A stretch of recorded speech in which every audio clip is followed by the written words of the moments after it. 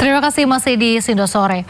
Pemirsa, viral di media sosial, seorang WNI diduga mengalami perlakuan diskriminatif dari sekelompok pelajar di Korea Selatan saat melakukan live.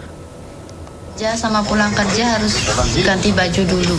Kenapa harus ganti baju dulu ya? Maksudnya kan kita mau kerja kan gitu ya kan? Dalam TikTok yang dibagikan di akun TikTok, dua WNI perempuan menggunakan hijab ini mendapat perlakuan tidak menyenangkan, mulai dari ejekan terhadap bahasa yang digunakan hingga aksi meludah dari pelaku. Bahkan pelajar Korea Selatan tersebut juga memberi uang $2 ke WNI tanpa alasan. Video ini kemudian ramai dibicarakan karena aksi pelajar Korea Selatan tersebut dinilai bernuansa rasis dan memicu kecaman. Apa sih bersihin hidung, bersihin dahak di depan orang gitu ya? Berangkat kerja sama pulang kerja harus ganti baju dulu. Kenapa harus ganti baju dulu ya? Maksudnya kan kita mau kerja kan gitu ya kan? Kantor kan.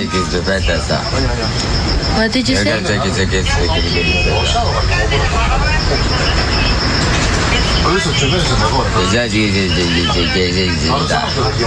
Sorry, what did you say? Oh, gendeng. Diajak ngobrol sama orang gila. Jijik, enak. Nah itu yang bikin kita terbiasa. Apa sih bersihin hidung, bersihin dahak di depan orang gitu ya? 현금 2,000원만 빌려줄 사람. Bikinnya Orang gila gitu. minyak apa sih? What the heck? Dede ternyata. Hari ini kamu tahu sih Dede. Daerah mana kak? Daerah tuh itu orang yang bilang itu pengen cari muka itu. Daerah mana kak? Daerah entah di Baghdad. Ayo main keluar aja men. Disolinnya tahun berapa? Pemirsa, mahasiswa baru Universitas Diponegoro Adriano Jakodia Padama yang sebelumnya viral usai mengadu kepada Menteri Pertanian soal harga beras dikejar hadiah beasiswa S2 ke Inggris. Apresiasi, mudah-mudahan Mas Adriano bisa bertumbuh dengan Undip mungkin 3,5 tahun lagi. Apresiasi berupa beasiswa S2 double degree di Undip dan University of Sheffield, Inggris diberikan pihak kampus kepada Adriano, mahasiswa jurusan Hubungan Internasional FISIP Undip. Beasiswa ini diberikan usai Adriano menyampaikan keluhan terkait mahalnya harga beras di Kabupaten Alor, Nusa Tenggara Timur langsung kepada Menteri Pertanian Andri Amran Sulaiman. Adriano sendiri tak menyangka aksinya tersebut bisa membuatnya mendapatkan beasiswa ke luar negeri.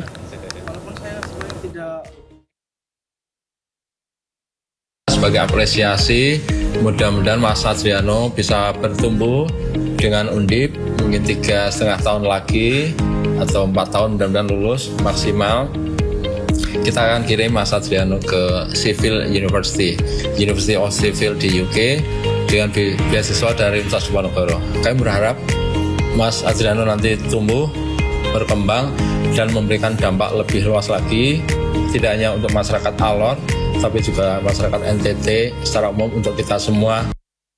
Kesannya pasti saya senang. Walaupun saya sebenarnya tidak expect akan ceria seperti ini, karena pikiran saya adalah saya sampaikan dulu apa yang harus saya sampaikan. Tapi jika sudah sampai segini ya hendak Tuhan.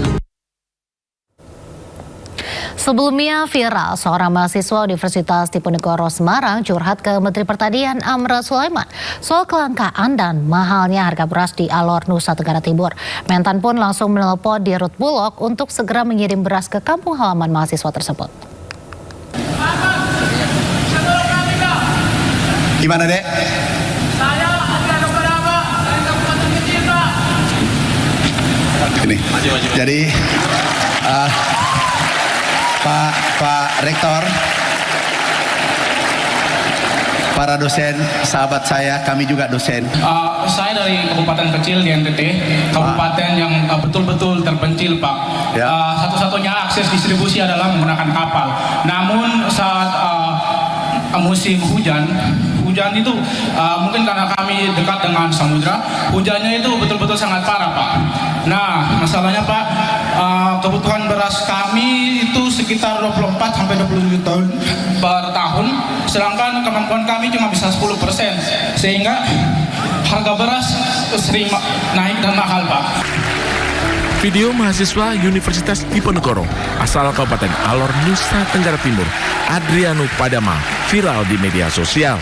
Mahasiswa ini curhat di hadapan Menteri Pertanian Amran Sulaiman saat berkunjung ke kampus Undip, Semarang, Jawa Tengah. Adriano menyebut harga beras di kampung halamannya mahal karena distribusi beras kerap terganggu. Menteri Amran bahkan langsung menghubungi Direktur Utama Perum Bulog untuk segera mengirim beras ke Alor, NTT. Pak Rektor, Pak Dirut, itu Kabupaten Alor, ada nggak gudang di sana? Kalau tidak, bisa bangun satu gudang sana ya. Oke, harga beras di sana cukup tinggi. Oke, kalau tidak ada gudang, bangun gudang di sana, gudang Bulog. Kemudian hari ini minta Dirut kirim beras di sana. Dan insya Allah harganya cuma 12.500 ya. Merata sampai daerah seluruh pulau kita penuhi. Ya. Menanggapi masalah ini, Menteri Amran bahkan langsung terbang ke Alor Sabtu kemarin. Amran memastikan stok beras di gudang Perum Bulog dalam kondisi aman. Harga beras saat ini di Alor, NTT telah berada di level Rp13.000 per kilogram atau setara dengan harga beras di Jakarta. Tim Liputan iNews melaporkan. Pemirsa, pemerintah Kabupaten Bandung Barat memberi sanksi kepada salah satu aparatur sipil negara atau ASN yang diduga siaran langsung di kantor Pemda. Videonya pun viral di media sosial usai candaan meminta fee proyek 1%. Kendalanya di apa? Aku bantu. Ini mah. Gak usah deh apa biar gak mau bagi-bagi. Seorang wanita ASN Kabupaten Bandung Barat ramai diperbincangkan warganet lantaran siaran langsung di media sosial di tempat kerjanya. Ia pun viral karena candaannya minta fee proyek 1% kepada rekannya. Bantuan saya, jadi saya berapa persen? 1%. Akibat perbuatannya, Pemkab Bandung Barat langsung memanggil ASN itu untuk dimintai klarifikasi. Permohonan maaf atas video yang sudah... Meski membantah melakukan siaran langsung pada jam kerja, yang bersangkutan langsung ditegur dan terancam sanksi mutasi hingga pemutusan kontrak P3K paruh waktu. Ketika jam kerja berlangsung. P3 paruh waktu di Dinas PUTR. Ini memang secara ini sudah melanggar etika. Untuk itu saya memerintahkan inspektorat untuk memeriksa di mendalam dan hari ini ya. Hari ini dari pagi sudah diperiksa. Jadi kalau memang terjadi pelanggaran yang benar, kita akan memutus kontrak. Seluruh ASN di Kabupaten Bandung Barat diimbau untuk tidak lagi melakukan hal serupa di kemudian hari agar fokus melayani masyarakat. Dari Bandung Barat, Jawa Barat, Yono iNews melaporkan.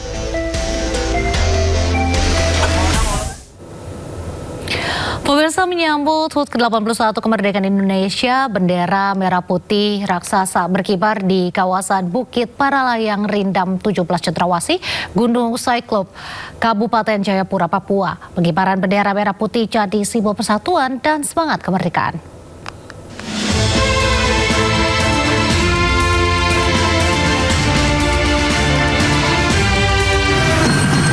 Rahmat Tuhan yang Maha Kuasa, kita lepas kirap ini demi Papua damai. Aksi pembentangan bendera raksasa diawali dengan kirap merah putih sejauh 1 km yang diikuti 1.200 peserta. Pambukan kirap berlangsung semarak dengan suguhan tarian Yospan yang dibawakan para siswa diiringi pertunjukan drum band.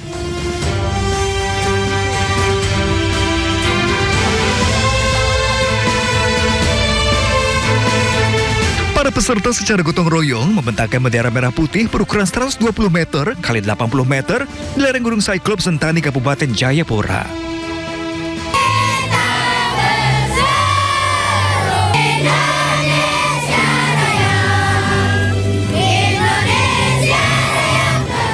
Kibaran bendera di pegunungan ini sebagai simbol semangat persatuan dan gelora nasionalisme dari tanah Papua.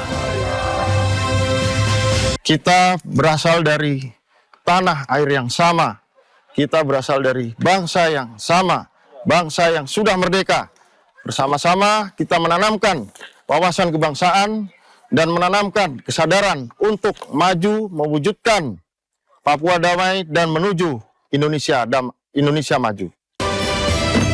Momentum tersebut sekaligus menegaskan komitmen seluruh elemen masyarakat untuk jaga persatuan, keberagaman, dan keutuhan NKRI.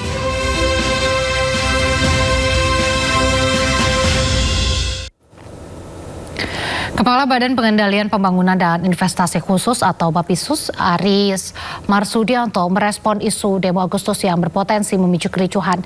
Kepala Bapisus meminta masyarakat tidak terprovokasi media sosial. Hal ini disampaikan Kepala Bapisus Aris Marsudianto usai menghadiri diskusi dengan Jaksa Agung Muda Bidang Intelijen di Jakarta. Aris meminta masyarakat tidak mudah terprovokasi dengan informasi di media sosial. Menurut Aris, saat ini konten di media sosial mudah dibuat dengan menggunakan kecerdasan buatan atau AI dan mudah disebarluaskan. Aris minta masyarakat cerdas menerima informasi dan jangan termakan berita bohong atau hoax. Selain itu, Kepala Bapisus juga menyoroti upaya penangkapan buronan korupsi Riza Khalid. Baik, ini tadi saya menghadiri undangan dari Pak Jamintel dari Kejaksaan Agung, yaitu konsolidasi intelijen seluruh Indonesia. Ada hal yang cukup besar ya. Saat ini mungkin kita masih punya PR ya untuk menangkap dan memburu salah satu koruptor besar yang sudah diberikan red notice surat ekstradisi yaitu Muhammad Riza Khalid, salah satu contoh ini sedang kita ungkap juga kalau ada narasi-narasi yang ingin merusak itu memecah belah, dan kita tahu kemarin di media sosial juga ramai soal mau dipagari dengan media-media sosial yang notabene itu diluncurkan atau dikeluarkan oleh orang-orang yang tidak bertanggung jawab Informasi berikutnya, pemirsa, ancaman kebakaran hutan dan lahan atau karhutla kembali meningkat di Kabupaten Bangka Barat, Kepulauan Bangka Belitung. Dalam 2 bulan terakhir, puluhan titik karhutla terdeteksi dengan luas lahan terbakar mencapai puluhan hektar.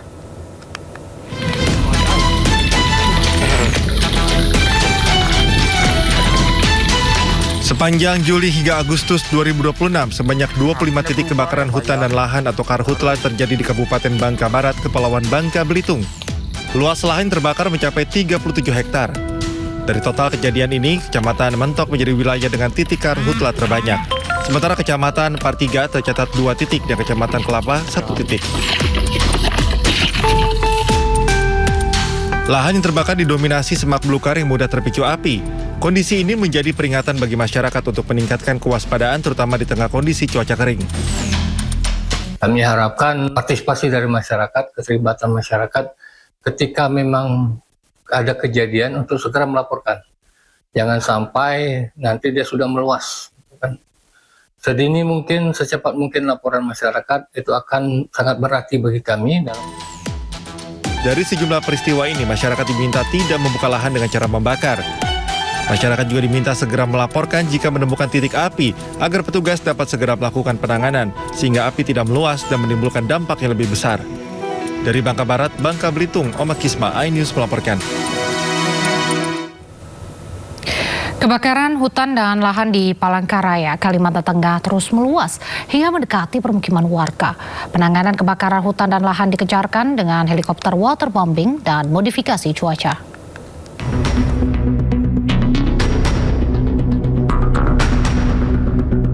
Kebakaran hutan dan lahan saat musim kemarau dan cuaca panas di Palangkaraya, Kalimantan Tengah terus meluas. Cuaca panas disertai hembusan angin kencang membuat kobaran api dengan cepat menjalar, melalap semak belukar dan lahan gambut kering. Pemadaman yang dilakukan petugas terkendala minimnya sumber air dan sulitnya akses menuju lokasi kebakaran. Kebakaran lahan di Petuk Ketimpun telah terjadi sejak Senin sore dan telah membakar lebih dari 174 hektar yang tersebar di 4 kecamatan. Lahan yang terbakar bahkan telah mendekati permukiman warga. Untuk laporan dari masyarakat mulai kemarin sore dan untuk luasan kurang lebih sudah mencapai puluhan hektar nih Bang. Dan untuk permukiman kurang lebih 100. Kalau yang dari jalan sebelah kemungkinan sekitar 200 meter lagi sudah masuk ke permukiman. Pemerintah Provinsi Kalimantan Tengah terus mengintensifkan penanganan kebakaran hutan dan lahan, mulai dari koordinasi dengan unsur terkait, penambahan armada helikopter waterbombing, hingga operasi modifikasi cuaca untuk membantu mengendalikan kebakaran. Dari Palangkaraya, Kalimantan Tengah, Ade Sata, iNews melaporkan. Menteri Sekretaris Negara Prasetyo Hadi mengatakan pemerintah terus mempercepat penanganan kebakaran hutan dan lahan yang masih terjadi di sejumlah wilayah Indonesia di tengah kondisi cuaca yang sangat kering.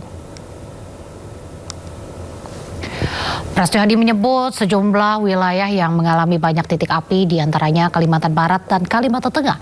Karhutla juga terjadi cukup besar di kawasan Taman Nasional Bromo Tengger Semeru, Jawa Timur. Untuk mempercepat proses pemadaman, pemerintah terus melakukan koordinasi dengan berbagai pihak.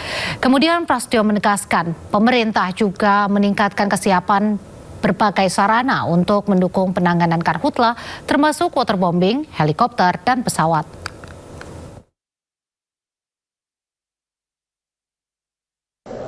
Dalam rangka atau dari masa El Nino ini masih banyak terjadi karhutla di sebagian wilayah Indonesia. Beberapa yang sangat banyak jumlah titik api adalah di Kalimantan Barat dan di Kalimantan Tengah, dan yang cukup besar terjadi di Jawa Timur, di Taman Nasional Bromo Tengger Semeru. Kami terus berkoordinasi dengan pemerintah provinsi Jawa Timur, kemudian dengan Pangdam, dengan Kapolda, kemudian dengan Menhub beserta dengan seluruh jajaran Kepala Balai Taman Nasional Bromo Tengger Semeru untuk terus melakukan upaya sekeras-kerasnya untuk sesegera mungkin melakukan proses pemadaman supaya tidak terus meluas. Kebakaran melanda 7 rumah di pemukiman padat di Kendal, Jawa Tengah. Kobaran api cepat membesar hingga membuat warga panik. Kebakaran mana? Kedung Asri, Kidul Benti. Kebakaran rumah. Kebakaran di Ambon. Kobaran api disertai kepulan asap hitam membumbung tinggi dari tengah pemukiman warga. Banyaknya bangunan yang berdempetan membuat api dengan cepat menjalar dari satu rumah ke rumah lainnya.